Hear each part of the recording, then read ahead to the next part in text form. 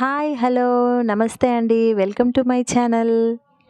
మన ఇంట్లో కానీ, మన పెరట్లో కానీ, పొలంలో కానీ, ఎక్కడైనా సరే మనకు ఇలాంటి మొక్కలని చూస్తుంటే ఎంతో ఆనందంగా, ఆహ్లాదంగా అనిపిస్తుంటుంది కదా!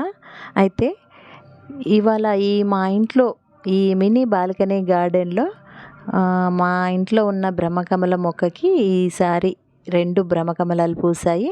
అయితే గత నెలలోనే 2 పూసాయి. అది ఆషాఢ మాసంలో.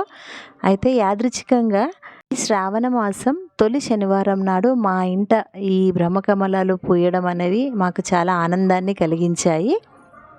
మాకు చాలా కన్నుల పండువగా అనిపించింది. ఏంటంటే శ్రావణంలో తొలి శనివారం నాడు మా ఇంట్లో ఇవి పూయడం అనేది, ఇక మేము ఆ పువ్వులని తీసుకెళ్ళి శివుడికి పెట్టి పూజించడం అనేది మాకు చాలా హ్యాపీగా అనిపించింది. మా పిల్లలు కూడా చాలా ఎక్సైటెడ్‌గా ఫీల్ అయ్యారు.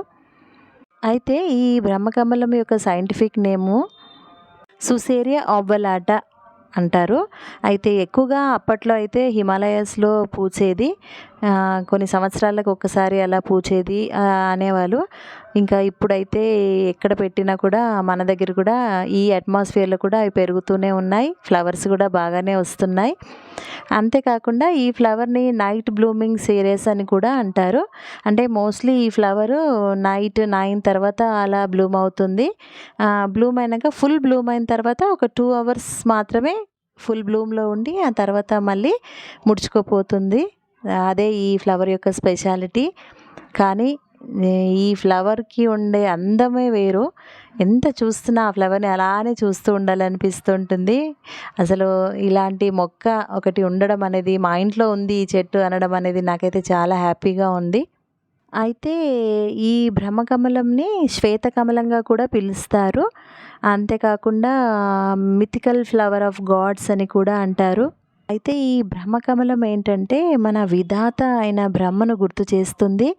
అంటే విధాత బ్రహ్మ కమలాలపై ఆసీనులై ఉండడం వల్ల కమలావాసుడని అంటారు.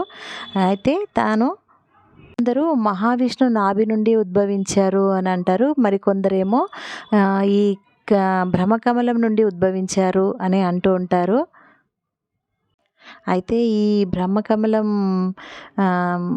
మనం దేవుడికి అర్పించుకొని మనం కోరుకున్న కోరికలు ఏవైనా కూడా నెరవేరుతాయి అని కూడా ఒక నానుడి అయితే ఉంది.